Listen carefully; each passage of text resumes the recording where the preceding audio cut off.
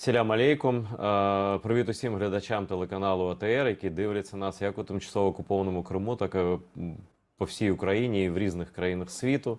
В наших етерах свої думки висловлюють люди, які так чи інакше причетні до війни, а причетні в Україні до війни майже всі люди, тим більше ті, з ким ми спілкуємося. Сьогодні вперше у мене в гостях для інтерв'ю людина, про яку я багато чув, але особисто не був знайомий. Це народний депутат України від фракції «Слуга народу», пан Олег Дунда. Пане Олеже, вітаю вас. Вітаю, Едера, вітаю всіх глядачів. Ну, про Крим ми з вами дійсно поговоримо, але трохи пізніше. Я знаю, що ви не байдужий до Криму, до нашого народу. І взагалі маєте свою таку чітку позицію щодо цього. Але почати, я думаю, з теми, яка хвилює всіх, і нас, як громадян, так само, як і всіх українців. Це насувається саміт НАТО в Вільнюсі. І як просто людина, яка просто читає новини, але або коментарі, або західну пресу, або нашу, я не можу скласти собі якусь там думку щодо цього, що конкретно може відбутися у Вільнюсі. Ви все ж таки людина ближча до влади, до центрів прийняття рішень, так чи інакше, щось ви можете про це думати, знати, аналізувати. Ну, я так попередньо скажу, що президент Литви сказав, що Україна не буде розчарована результатами. Це його цитата. А останнє, що я прочитав, це насправді в російській пропагандистській газеті заголовок «Захід вирішив, що робити на саміті НАТО».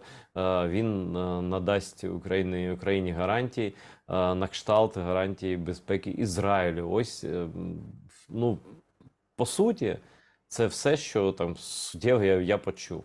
А що думаєте про це ви? Які ваші прогнози, очікування? А може ви особисто там плануєте бути, бо там делегація наша велика, а ви парламентарій? Ну, що скажете, все буде корисно, бо знань фактичної інформації фактично немає.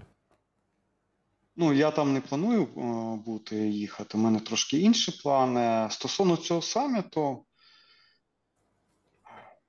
це важке питання, бо воно не має такої твердої відповіді, остаточної. Це знаєте, як є анекдот, коли ти ставиш анекдот, коли ти запитуєш людини, там в тебе стакан він наполовину повний чи наполовину пустий. І кожен для себе окремо обирає те рішення, яке йому більше до душі. Так і тут. Треба чесно собі зізнаватися в тому, що блок НАТО Україну до завершення війни не запросить, і Україна не буде в НАТО до завершення війни, до нашої перемоги. Ну, це нереально. Єдине, що ми можемо прагнути і вимагати від НАТО на сьогоднішній день, це збройна підтримка. Тобто надання зброї якнайможна скоріше і якнайможна більше. І це блок НАТО на сьогоднішній день намагається виконувати. Інше питання, наскільки не це задовольняє, але під час такої війни, як у нас є, взагалі зброї мало не буває. Взагалі її буде недостатньо, ми будемо просити більше, і це правильна позиція. Стосовно гарантій членства України в НАТО після війни, є, знову ж, давайте подивимося те, що думають на сьогоднішній день західні лідери, і те, що воно може бути після завершення війни. Почнемо з другого. Я переконаний безпосередньо, що після нашої перемоги іншого шляху, іншого розвитку варіанту подій, як Україна стає членом НАТО, взагалі не існує. Не буде жодних ПДЧ, не буде великого плану дій, і etc., і так далі, і так далі, і так далі. Я трошки потім поясню, чому саме. Іншого шляху не існує взагалі. Стосовно сьогоднішнього, потрібно трохи подивитися назад. 30 років, починаючи з 91-го року, Західний світ, він жив у такому стані, в епосі, я б назвав беліпок, такого стан комфорту, стан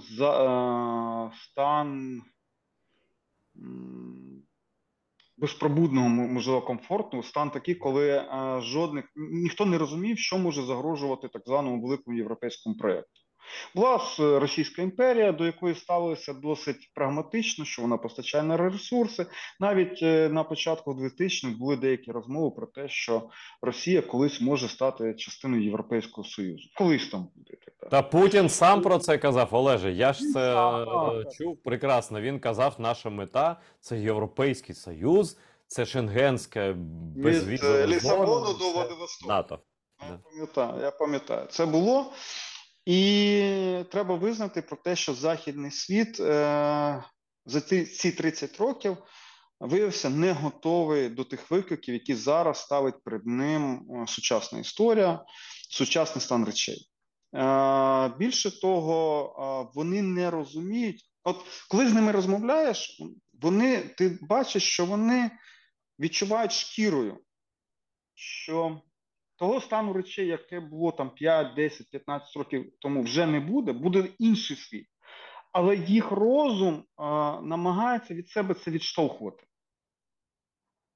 От вони підсвідомо, психологічно намагаються повернутися в стан речей там 5-10 років тому. Хоча це неможливо взагалі зробити. І тому для них прийняти категоричне рішення і сказати, ми приймаємо Україну там, протягом 2-3 років або там протягом місяця, вони не можуть цього зробити, вони не бачать мапи майбутнього. Вони не розуміють, де вони будуть через рік, який стан речей вони будуть через рік, через два. І тому вони такі обіцянки, таку мапу виконати не можуть. Хоча з нашого боку і не потрібно від них це вимагати, бо все одно вони його не нададуть. Нам потрібно вимагати там літаки, озброєння, тощо, тільки це. Цього буде достатньо, бо жоден там литовець, поляк воювати за Україну на наших теренах не буде. Це не є реалістичною. Ні, добровольці їдуть і навіть загинув нещодавно литовський герой, але як держава я погоджуюся, звісно, так. Звісно. Ну, ті, що навіть приїжджають, це люди, яким притаманний такий авантюристичний склад характеру, які готові там отримувати адреналін, або є якісь ідеологічні переконання. Таких не дуже багато. Я б назвав це виключення. Бо умовний поляк, ну те, що з ними я розмовляв, вони дуже бояться Росії. Дуже бояться. Вони публічно говорять, що вони там гей, але підсвідомо, не публічно, коли з ними розмовляєш, ти бачиш, що в них такого намагання боронити і воювати в них немає. У багатьох польських, наприклад, політиків є такий настрій взагалі якимось чином не черговий раз не штрихати, не торкатися того ведмідя, а якщо торкатися, тільки після того, коли там Вашингтон дасть згоду і скаже, ну якщо ви їм щось скажете, то ми вас прикриємо. От тоді вони готові, тоді в них є таке бажання. А без цього ні, нього немає, тому не потрібно на це розраховувати. Стосовно після перемоги. Потрібно розуміти те, що відбувається зараз в світі, і воно буде подальшому йти. Це те, що Західний світ і Сполучені Штати, згадаємо Афганістан, згадаємо Франція в країнах Африки, так звана регіон Сахари, вони всюди намагалися виводити свої контингенти. Але при цьому це накладається на те, що світ потребує нової структури на заміну Організації Об'єднаних Націй, такою новою структурою, більш продвинутою, як це не дивно, може бути якраз НАТО. Не просто так Японія і Південна Корея почали розмовляти, ніколи такого не було, але почали пропонувати, щоб їм запропонували, і вони готові вступити до членства в НАТО. Хоча яке відношення Японія має до Північно-Атлантики, не зрозуміло, але цей рух іде.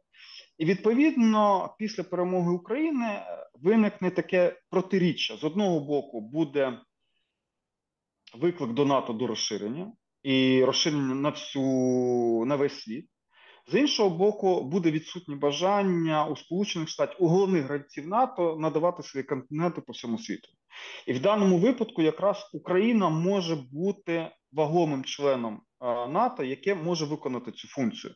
Тобто не стільки Україна буде потребувати НАТО, скільки НАТО буде потребувати Україну, яким чином? У нас буде велика армія, яка після війни, необхідність в якій після війни не буде така нагальна. Велика частка наших військових на сьогоднішній день будуть вважати, що це їх доля. Я таки знаю особисто багато.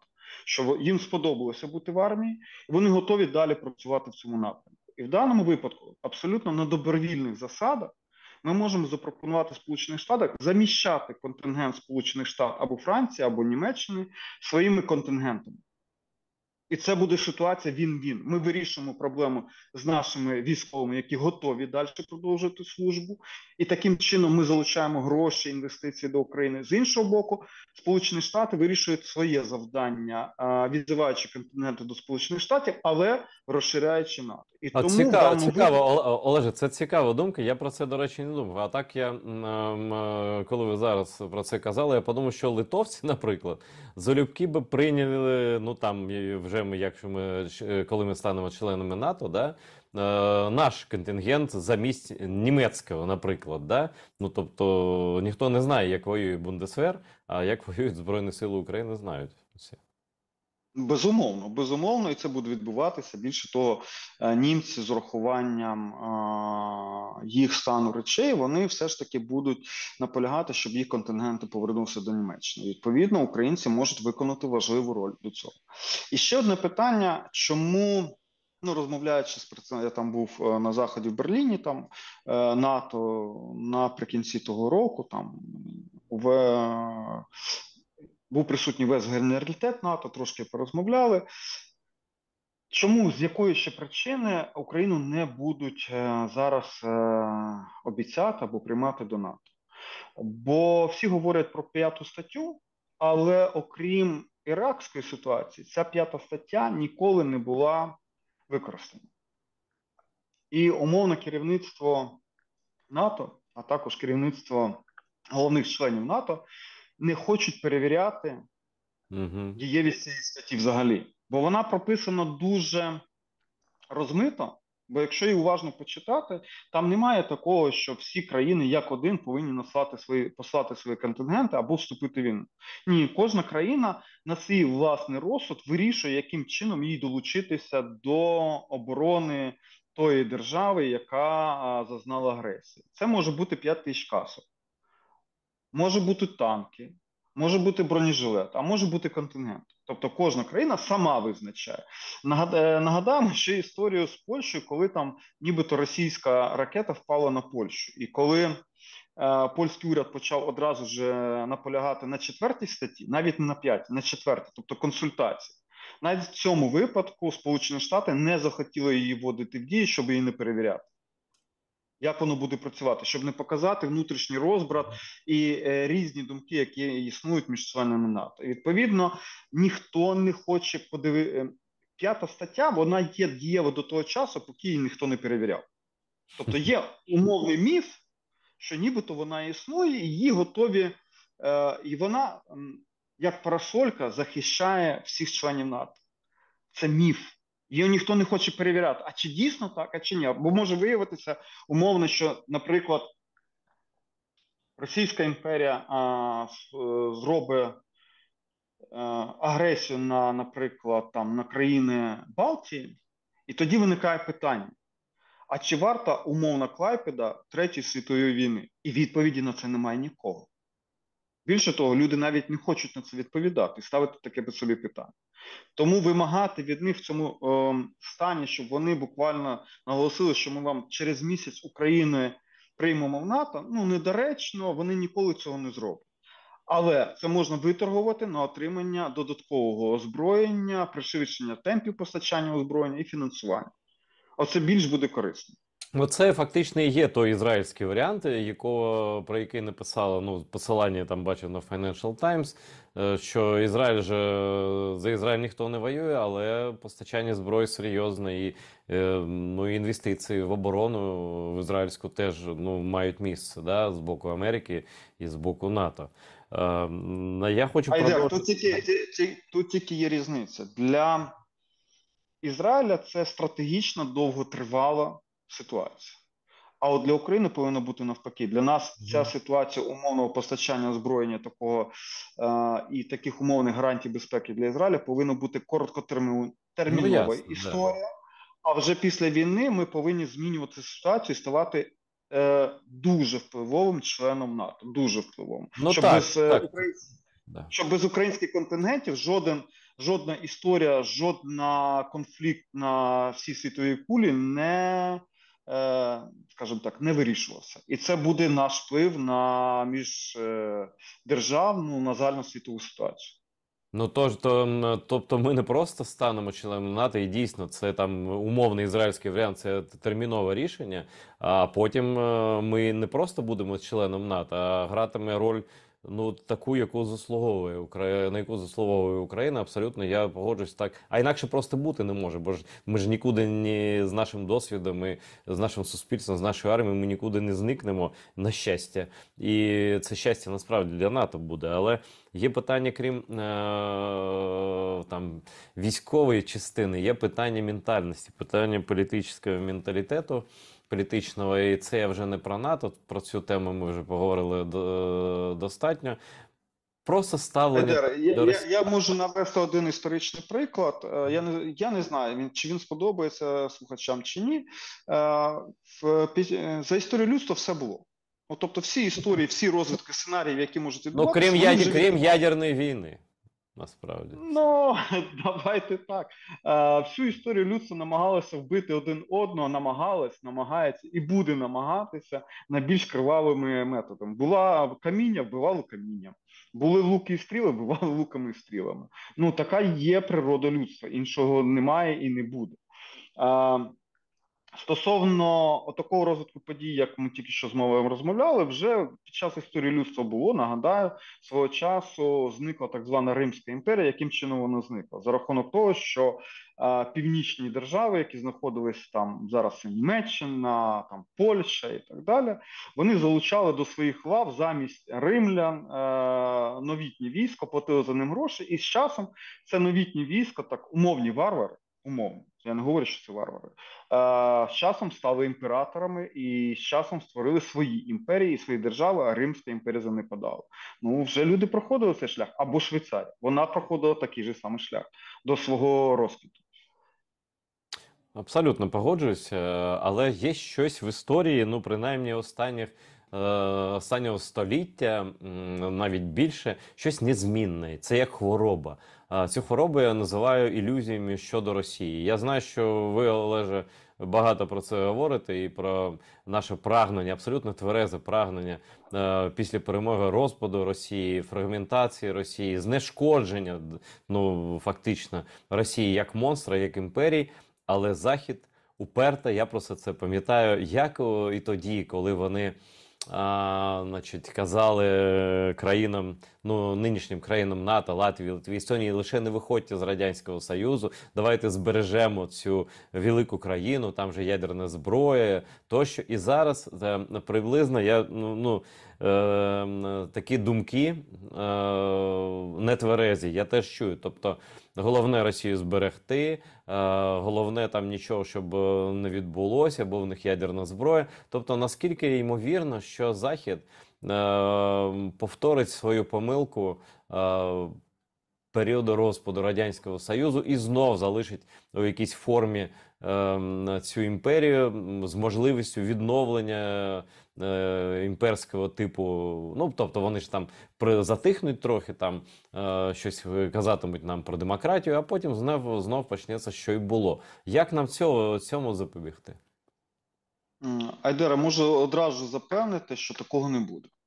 Аргументацію Тобто, хочу почути. скоріш за все, Захід, як завжди, буде не готовий до цієї історії, але як в 91-му році.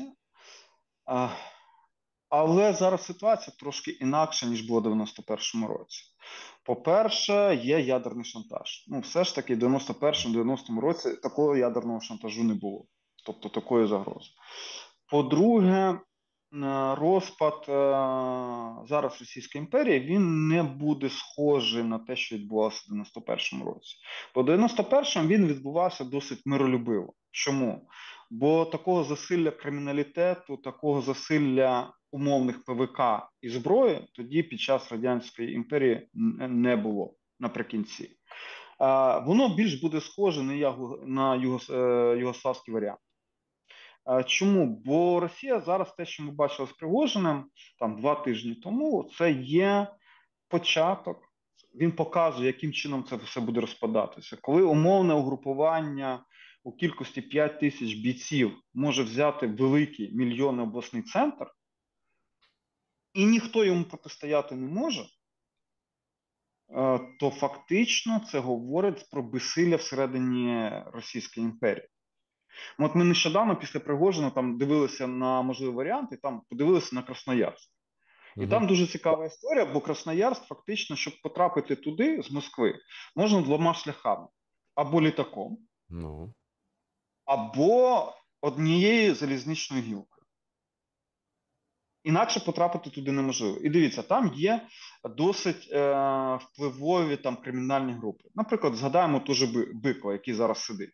Угу. Якщо Биков буде мати таку можливість і сформує навколо себе загін десь 1000-2000 бійців, його звільнять там в СІЗО або де він там сидить, і вони фактично захоплять за день за підтримки місцевого населення, а там його дуже люблять, захоплять Красноярськ. Заблокують аеропорт, заблокують залізничну гілку, захоплять військову частину навколо, то Москва жодним чином не може вплинути і якось відбити цей регіон до своєї влади. Тобто сили немає. В цьому є велика слабкість Російської імперії, в її інфраструктурі, в її логістиці. І відповідно в даному випадку виникає питання до Заходу: а що ви будете робити? Ви ж не будете бомбити Красноярськ або Ростов, або Казань. Чому ні? Чому ні? Можна? Ні, не можна. В даному випадку, в даному випадку єдиний шлях, а це ми бачимо, що в першу чергу для Заходу це питання дипломатії. Перший інструмент – це дипломатія. Це встановлення відносин з умовним Биковим або Пригожиним для того, щоб розміняти суверенітет на ядерну зброю. Угу. Тобто ця ситуація, вона дає не тільки ризики, вона дає нові можливості. Згадаємо ж знову ж початок 90-х років, тоді Кравчук, Назарбаєв, там, Шушкевич, вони готові були віддати ядерну зброю за визнання своєї легітимності у світовому співтоваристві. І це правильна була позиція, до речі. Питання в тому, що Кравчук міг виторгувати дещо більше, це правда. Але іншого шляху взагалі не було. І Ну, в ідеалі було б, якби Кравчук і Назарбаєв і інші сказали: добре, ми здамо ядерну зброю, але всі разом давайте. Роззброїмося всі. І Росія в тому числі. Якби це було, зовсім картина світу була б інша зараз. А от зараз інша ситуація. Давайте подивимося на таку, як Пригожин, людина або Бика, або ще хтось. От він фактично оформив незалежність окремого регіону. От навіщо йому ядерна зброя? От що він з нею буде робити? Нічого, ні.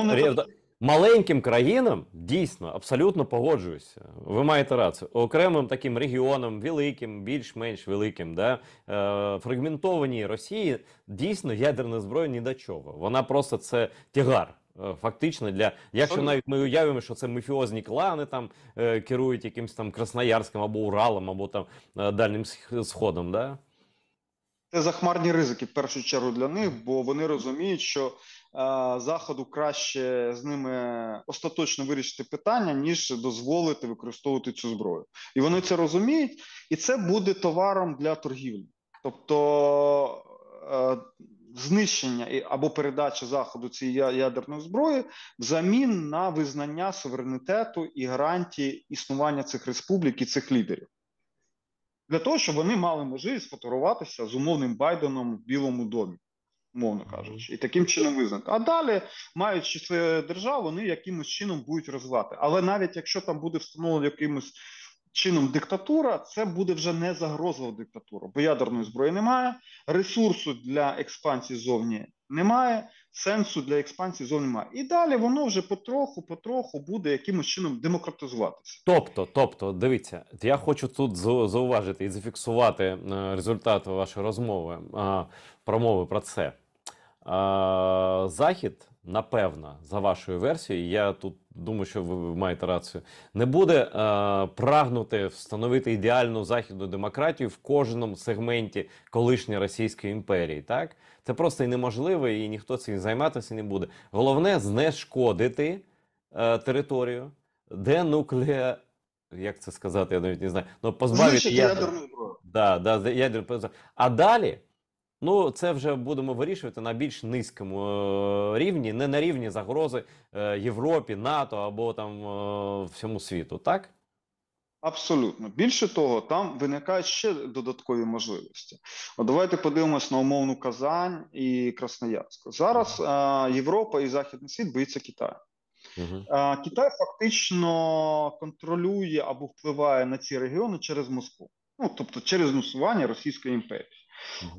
Якщо Казань буде мати свою незалежність і вона розуміє, що головний торгівельний партнер для неї Європа, ну через ту же нафту або Тюмінь, або Красноярськ через алюміній, і розуміючи загрозу від впливу Китаю, вони, скоріш за все, будуть укладати союзничські угоди з країнами Західної Європи або Сполученим Штатам, щоб мати таку гарантію безпеки від Китаю. І в даному випадку фактично західний світ, він Китай обкладає незалежними республіками і не дає йому далі просуватися, тобто обмежує їх експансію Пекіну. І це так само вигідно.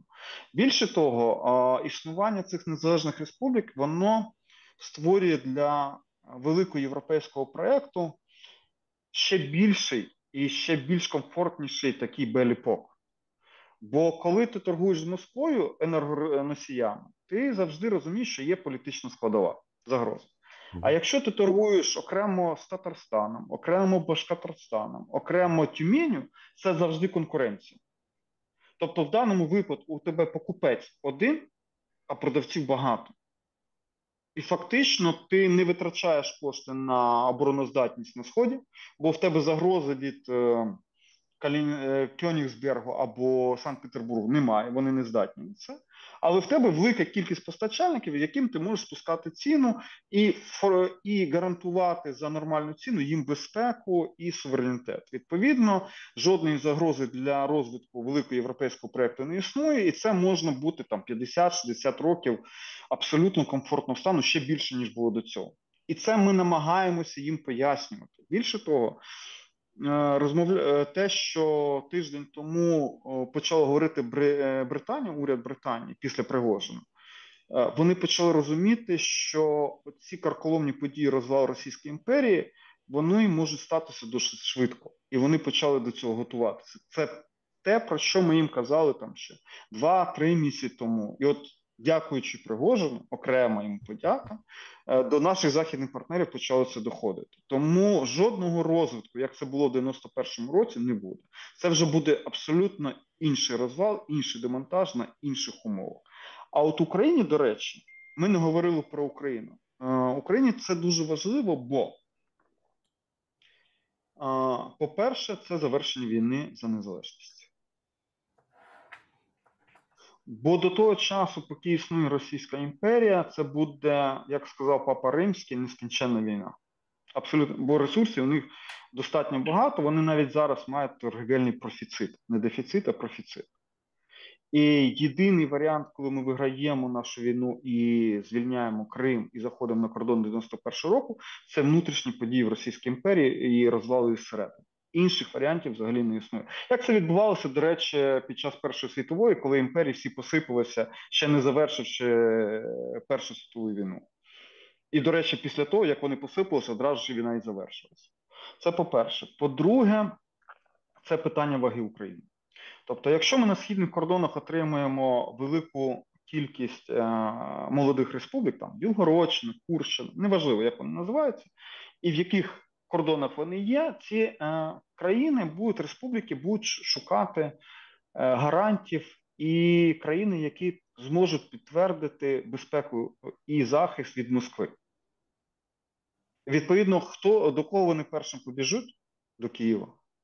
І, відповідно, Київ може стати таким чорноморським регіональним лідером і мати, і при вступі до Європейського Союзу ми будемо мати ще більше впливу, бо він підживлюється і ґрунтується на окремому союзом з цих республік, які потенційно дуже заможні. От візьмемо Білгородщину, ну, слухайте, таких ГЗК з залізної руди, як є на Білгородщині, мало де є в світі. Ну, це один з найбагатіших регіонів так званої Росії. Абсолютно, абсолютно. І в даному випадку це буде впливати на Київ як лідер Чорноморського регіону. Це великий вплив в Європейському Союзі. Тобто, ми не можемо бути в Європейському Союзі як умовна Словаччина або як умовна там Румунія. Якщо Україна буде в Європейському Союзі, то вона повинна бути там лише лідером. І, до речі, розмовляючи з поляками, вони це абсолютно усвідомлюють. Як вони тихо кажуть, що в Союзі Польща-Україна може бути один лідер, і це Україна. І вони цього бояться, до речі. Дуже сильно бояться. Те, що вони говорять публічно на підтримку України, це правда, але не публічно вони нас побоюються. Ну, якщо чесно, їм найкорисніше було б створити, ну, всередині, або я не знаю, як там, да, союз, абсолютно природний союз Балтійських країн, Литви, Латвії, Естонії, власне, Польщі. І це, ну, ми найбільш зацікавлені в тому, щоб ані Білорусь не була частиною імперії, щоб імперія не існувала в такому вигляді, в принципі. Так, так. І останнє питання, яке ми вирішуємо стосовно під час розвалу цієї імперії, це питання репарацій. О. Бо якщо імперія, ну так, умовно, ми скажемо, імперія залишається існувати, жодних репарацій Україна не отримає. Це безкінечна війна, це те, що ми бачимо, наприклад, з замороженими активами Росії там, в Сполучених Штатах і Євросоюзі, які вони не можуть віддати на користь України. Якщо цікаво, я можу потім пояснити, чому. І після там якогось перемир'я цей процес буде вирішений таким чином, що ми не отримаємо нічого. А от коли будуть створені, коли імперія розсипеться і будуть створені окремі незалежні республіки, одні з умов гарантування їх існування і підтвердження суверенітету, окрім знищення ядерної зброї, це питання виплати репарацій України. Яким чином? Що кожна республіка в обмін на підтвердження свого суверенітету, вони повинні бути сплачувати Україні, вони ж приймали участь, як не крути, приймали участь в війні, вони повинні сплачувати десь від 15 до 20% протягом 25 років від тих грошей, які вони отримують за продаж, експорт своєї сировини. Повірте, їм це вигідно, бо вони зараз віддають Москві набагато більше. І вони на це погодяться. Їм все одно буде отак грошей для того, щоб розвивати свою незалежність суверенність. І більше того, вони це будуть вважати, що це сплата за підтримку Києвом їх гарантій безпеки. А скажіть, пане Олеже, а чи вдасться нам переконати дуже такий заскарузлий західний політичний світ, який живе такими міфами застарілими, що просто жах іноді це читати і слухати. Те, що ви розповідаєте, абсолютно логічно. Тут жодної помилки і навіть похибки немає. А вдасться нам їх переконати? Або їх переконає сама історія, або сама так звана Росія їх переконає в тому, що просто ну так вже буде і все. І доведеться мати справу саме з ситуацією, яку ви описали. Айдар, коли ми з ними розмовляємо, ми говоримо про те, що не говоримо про те, що а давайте ви зараз будете фінансувати якісь там загони в Росії, а давайте ви будете створювати якісь заколоти або якимось чином намагатися розвалити цю імперію. Ні, вона розпадеться без вас. Так само, як ви нагадали в самому початку, коли Буш приїжджав в 91-му році, так звана chicken speech, і намагався Україну переконати, щоб ми залишилися в стані Радянської імперії, але це ні на що не вплинуло. Ну, хід історії, його змінити неможливо, це як локомотив. Не можна його стати проти нього грудьми і зупинити цей локомотив, він тебе розчавить. Так само і тут. Історія все одно сама виконує. Ми говоримо про те, що, хлопці, не потрібно цьому допомагати або заважати. Ви повинні разом з нами зараз готувати сценарій, а що ми будемо робити, коли це почнеться, коли станеться умовний Пригожин. Ну, про Пригожина, до речі, я нагадаю, з вами було у Вільнюсі 1 грудня. Ви виступали на зібранні хороших русських, я пам'ятаю. Був такий історичний гріх у мене. Да. Так. Після вас виступав я, і я їм тоді казав, подивіться, буде, там був Невзлін, ще Каспаров, Він потім мене на вулиці там хапав за рукав, казав, ви не праві, не буде такого. Я кажу, ну подивитесь. Я їм розповідав тоді з трибуни про те, що хлопці, подивіться на Пригожина, подивіться на ці ПВК. Розсипатися буде не по національним республікам, розсипатися буде по там, де бандформування у вигляді Пригожина або інших будуть намагатися отримати свою владу і свою частку від сировини цих регіонів. Дивіться, той же Пригожин, він як бандит, як там комерс, він свій досвід праці з Африки, де це відбувається всюди, там, затягнув до Росії. Тобто вірус криміналізації державного управління вони затягнули всередину країни, всередину імперії. І от буквально вчора до мене підходив там польський журналіст, який присутній, і питав, а звідки ви це знали? Я кажу, ну це ж логічно, ну це ж буде відбуватися. І відповідно, в даному випадку, коли ми говоримо з нашим західним партнером, ми говоримо не про те, що допоможуть, ми говоримо, давайте разом малювати цей сценарій, давайте шукати тих людей, з якими ми все одно вимушені будемо домовлятися. Там, звісно, вони злочинці, звісно, їм потрібно сидіти в Гаазі. Але якщо умовний Пригожин і його прагнення, і його можливість створити окрему республіку збереже 10 тисяч українських солдатів, ну чому не розмовляти? Все одно це відбудеться. Але шукати ці шляхи вже потрібно сьогодні. І от, судячи з усього, там, з останніх розмов там, з представниками Сполучених Штатів і Великобританії, вони все ж таки за рік дійшли до цієї мети. Ну, слухайте, ну так, тоді це з ваших вуз звучало для них, ну, принаймні для росіян, да, може і для європейців, дуже там, ну, як би сказати, дивно. А зараз ось приклад, просто це лабораторна робота, подивіться.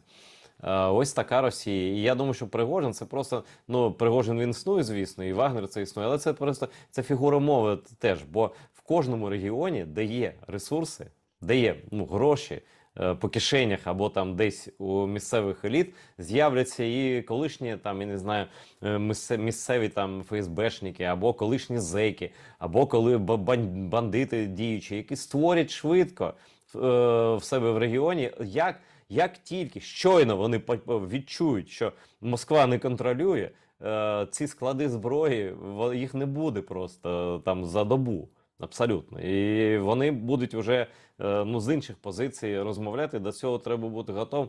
Ну ви абсолютно, я просто щиро аплодую, що ви таку не теорію, а просто, ну, фактично, ви просто схему намалювали. Я б, до речі, вас запропонував вам посаду розпорядника Російської імперії, ну, в процесі. Я думаю, що ви зможете змодерувати цей процес так, щоб нам на користь все пішло. Айдер, дякую, але я є українським громадянином, і я дивлюся на імперію і на майбутні республіки тільки з точки зору користі України. Мене не цікавить там. Ні, я не про буде. політичну діяльність Олега Донди там. Я про те, що має бути нагляд за ними певний час. Бо я далекий від думки, що там, знаєте, коли там розпад цей відбудеться, там демократії, вони почнуть голосувати. Ні, вони різати і грабувати почнуть в першу чергу. Демократії там взагалі не буде. Чи будуть вони різати, грабувати те, що ми бачили в Ростові? Навряд.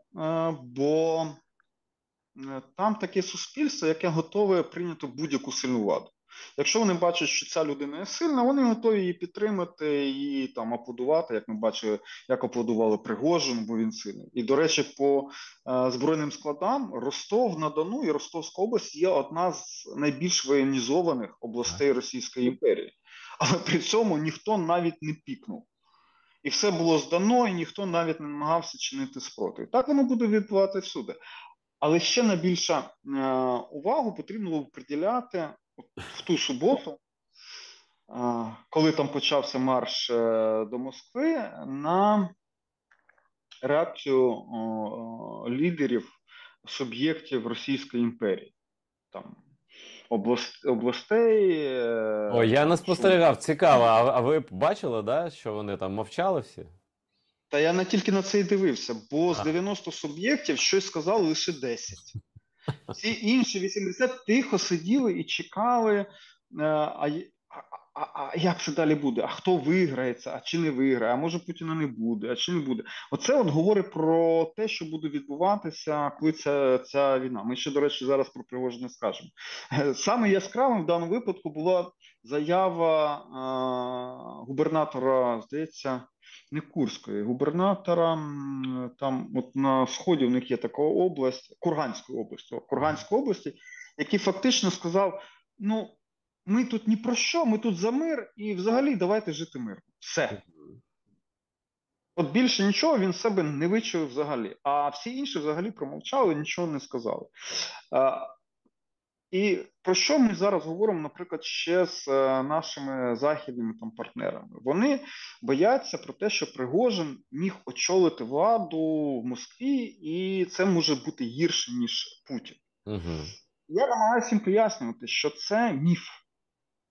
Жодна людина, Пригожин, там, з бійцями 5 тисяч бійців, він може зайти до Москви, безумовно, без варіантів, але він не може стати владою в Російській імперії. Бо умовно, подивіться, Пригожин заходить до Москви, там, заходить в крісло, там, бачить крісло Путіна, сідає, всі сів. Але чи будуть йому підкорятися в Санкт-Петербурзі? А чи будуть йому підкорятися в Ічкерії? А чи будуть йому підкорятися в Татарстані? Або в Буряті, а тим більше в Красноярську. Вони подивляться, скажуть, ну скільки, там 5 тисяч бійців. У мене тут під боком військові бази, де є не менше озброєння, ніж тебе. Набрати 10 тисяч бійців, ну, для нас не проблема. Татарстан взагалі скаже, а навіщо нам якісь Пригожин, якщо у нас відкривається вікно можливості для отримання суверенітету. І фактично такі люди, як Пригожин, вони не можуть отримати владу над цією імперією, сил недостатньо. Легітимізації немає. Угу. Але вони можуть почати війну всіх проти всіх. Оце вони можуть зробити. І в Ну, даному випадку побажаємо їм розмов... успіхів, да, у цьому. ну, я думаю, що на це дивилися всі, в тому числі всередині Російської імперії. І найбільш яскравим в цьому випадку був Ходорковський. Який? Ви помітили, так? Да, помітив, да. Який ще рік тому через Каспарова та інших казали, що ми лише за демократичну передачу влади, як вони не розуміють. Тобто ми кажемо, от є точка А, це Росія Путіна, а от є точка Б, це умовна Росія, там, прекрасна Росія майбутнього. Але як їх зв'язати, вони не розуміли. Ну, якось воно буде.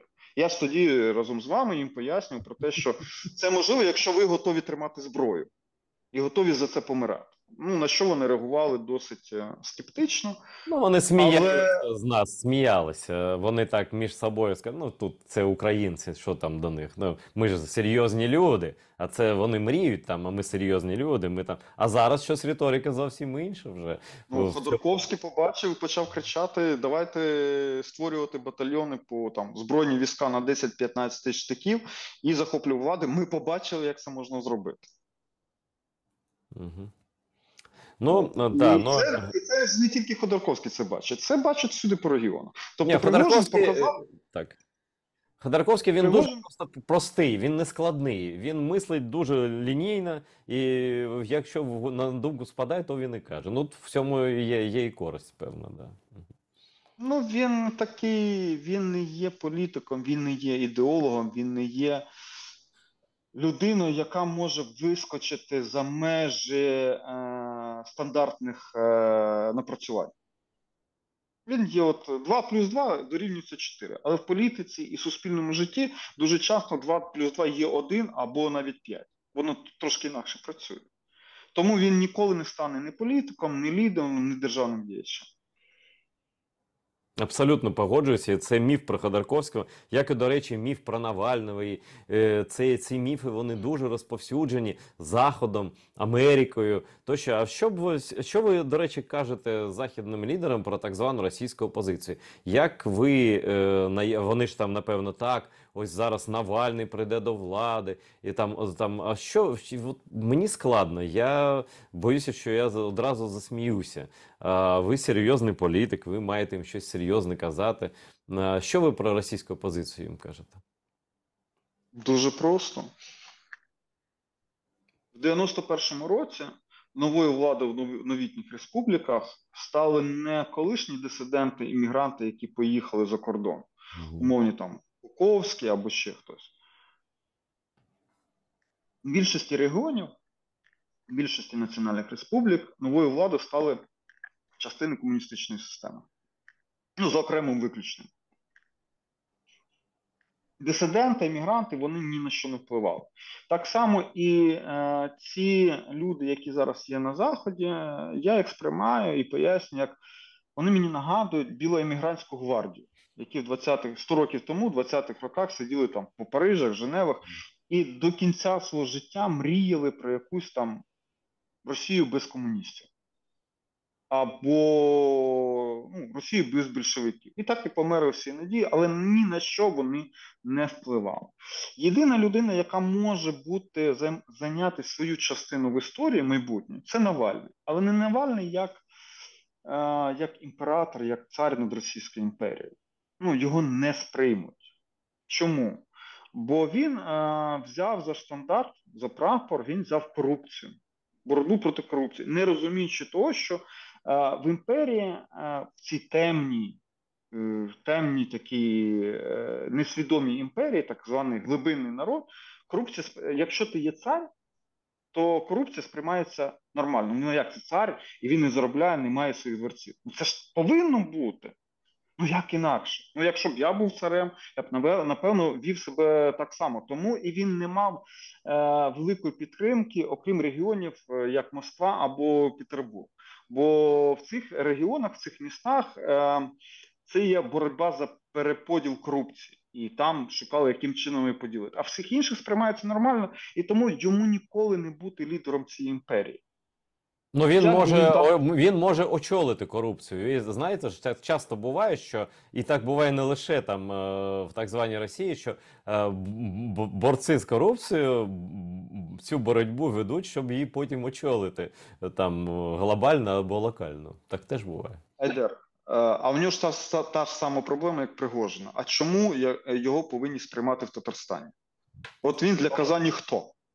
Або в Ічкері. Чому вони якомусь Навальному, Льоші, повинні підкоряти? Ні, тут він взагалі, ми вже тут дискусію розводимо таку, але вона корисна. Він ідеальний насправді. Я його не люблю і вважаю ворогом України і людства, ксенофобом тощо. Але ці якості його, несприйняття інших національностей, несприйняття там людей з іншим кольором шкіри, несприйняття там людей там мусульман, інших. Це якраз для нас таки плюс. Тобто він дійсно ніколи не стане популярним в національних регіонах і навіть може бути і в російськомовних умовно регіонах, які там віддалені від Москви, і вони його просто пошлють і все. Абсолютно. Єдиний шанс, який він має, хоча він до цього часу це не розуміє, це він мені нагадує дещо дуже далеко, нагадує Єльцина. Єльцин не міг очолити Радянську імперію, але міг очолити Росію. Так. Відповідно, він це зробив для того, щоб імперія не існувала, щоб мати свою державу. Так само дещо схоже на Навального, він не може очолити імперію. Але невеличкі країни у вигляді Московії, в принципі, чому ні? Оце може зіграти. Але імперія ніколи. І це лише є єдиний шанс. Чи він зрозуміє це? Це питання вже до нього взагалі. Ну вони просто тут я розумію, чому ви так кажете. Такі сумніви у вас і у мене теж, бо вони всі хворі на імперськість. Там так чи інакше вони всі мріють про якусь Росію. Я кажу, де забудьте ви про цю Росію. Не буде такої Росії, як ви її знали там з дитинства, з ваших там октябрятських цих зірочок. Не буде цього. Просто треба думати про майбутнє. Але коли ти бачиш Ходорковського, який лише нещодавно припинив говорити, що він буде воювати за Кавказ, за Російську імперію, тобто трохи там повернувся до тями, отямився трохи. А вони, в принципі, не, як Бабченко пише, не обучаємі. Лише життя є. Айдер, ви помиляєтесь, він не змінив риторику. Якщо ви уважно подивитеся і почитаєте, що говорить Ходорковський, він говорить про те, що існуюча система Путіна веде Росію до розвалу, тобто до розвалу державності, до розвалу імперії, і тому він пропонує рецепт, від цього розвалу у вигляді зброї, щоб захопити владу і не дати імперії розвалитися. Ну, ясно, да. Ну просто зараз просто абсолютно, извините, по-дебільному звучать його там інтерв'ю 14-го або якогось року, що він піде воювати, підкоряти Кавказ. Ну, піди. Вони тобі, я думаю, Айдар, пояснюють. Так. Ну. Айдар, а можна до вас питання Та невеличке? можна, звісно. Я от дивлюся, от кейс Пригожина, от якщо б навіть його не існувало, його потрібно було вигадати, бо вскрилося дуже багато.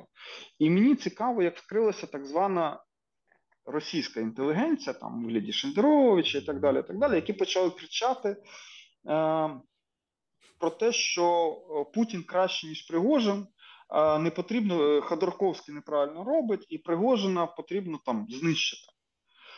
І мені, чи правильно я розумію, і мені так здається, що оця от інтелігенщина займає, оці от Шендеровичі, там, Гойзмани і так далі, вони займають позицію як інтелігенщина 150 років тому в імперії, фактично нічого не змінюється. Коли вважають, що імператор, в даному вигляді цар, це є останній європеєць, а вони, інтелігенщина, все розуміють про свій оцей темний народ, що лише оцей цар їх захищає від того, щоб цей темний народ оцю інтелігенщину розірвав на шматки. І тому вони будуть його плекати, щоб він їх захищав. І Абсолютно. щоб Причому, да, причому тут не дуже важливо навіть прізвище царя. Просто вони знають, що там висить все на одному гачку. Ну так влаштована ця імперія. І вони, я просто, ну, цей Шендерович, він же там навіть гроші переказував на підтримку, ну, примусово, типу, але переказував вагнерівців. Але я просто не уявляю собі зустріч цих двох світів. Світу лібералів цих, про яких ви згадали, і світу вагнерівців. Вони їх просто переріжуть нафіг просто за перші дні. І тобто вони знають так, що вони тут, знаєте що, дуже дякую за таке запитання. Це дуже важливо розуміти всі ми, політики. Я думаю, що ви розумієте, але більшість ні. Що, в принципі, єдина функція ліберальної опозиції, яка там десь на Заході зараз, це брехати. Вони брешуть свідомо про якусь там прекрасну Росію, про якийсь там народ, який ні до чого, а Путін винний. Насправді вони показали в цьому випадку, і в принципі, якщо там до стінки там десь притулити і запитати по-чесному, хоче він мати справу з своїм цим народом, про який він каже, що він ні до чого, що він там прагне демократії, а Путін їх всіх там примушує щось там робити. Та ніфіга подібного. Вони знають прекрасно, вони просто брешуть. Їм це вигідно через те, що там гранти йдуть, там якась підтримка на міфічну демократію в Росії. Насправді вони знають, що ці зеки, будь-які зеки з ними там зроблять. Це брехня суто через те, що вони за рахунок цього живуть матеріально зараз на Заході, влаштовуються. Вони отримали від Путіна все. Він не взяв їхню нерухомість, він не взяв їхні статки. Він дав їм фактично у відрядження документи під назвою іноземний агент, з якими вони можуть там легалізуватися в будь-якій країні світу, ну може крім Північної Кореї там і Китаю, да? Показати, ось ми там вороги Путіна. Насправді він їх береже. І вони розуміють, що в країну Путіна або там Навального, ну це такий самий, в принципі, Путін, просто ну такий ще дрібніший. Вони можуть повернутися. А ось в країну Пригожина то точно ні. І з ними там ніхто не буде радитися. Вони насправді видають себе з потрохами. І добре, що це починають помічати. Я думаю, що одне з наших з вами завдань на політичному рівні, там на якомусь там журналістському рівні, доводити їм, що це ілюзії, просто тупа брехня. Як вони брешуть про все. Про ядерну загрозу неминучу, що там Путін, тримайте його сімеро. Да? Вони брешуть про можливість демократії в Росії, не чіпайте нашу Росію і не зліть російський народ, бо він тоді встане на бік Путіна. А зараз на чиєму він боці? Ну це суспільна брехня просто, з їхнього боку. Ну так, я з вами погоджуюсь. Тобто вони з одного боку говорять про те, що русський народ ні в чому не винен. Він є дуже добрий, його вели в оману, а при цьому паралельно вони його так бояться до всрачки, я вибачаюсь. Бо вони розуміють, що навіть не вагнеться, а просто їх десь в умовній твірі просто переріжуть. Та звісно. Бо вони в різних світах знаходяться абсолютно. Ну, корисно. Взагалі, це мені нагадує історію, як Катерина II переписувала з Вольтером. Тобто, маючи такого придворного поруч ліберала, з яким дуже красиво можна переписуватися, але при цьому розуміти, що він до імперії не має жодного відношення. А Вольтеру цікаво, що з ним така от імператриця переписується. Так само і ці Шендеровичі та інші. Більше того, вони від себе намагаються відкидати, отак от відбивати в тому, що те, що сталося за 30 років в Росії, винні в тому числі і вони. І Гельмани, і Павловський, і Шендерович. Вони приймали участь в 96-му році. Що вони робили в 93-му році?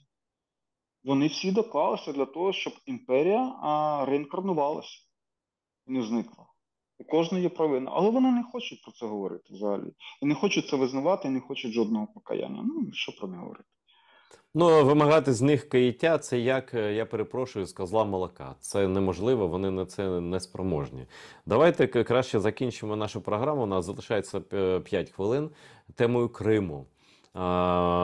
Знову ж таки лякають, якщо Україна піде на Крим, це в ядерний попіл, тобто фюрер там, тобто і залякування багато, і брехні багато, спекуляцій багато.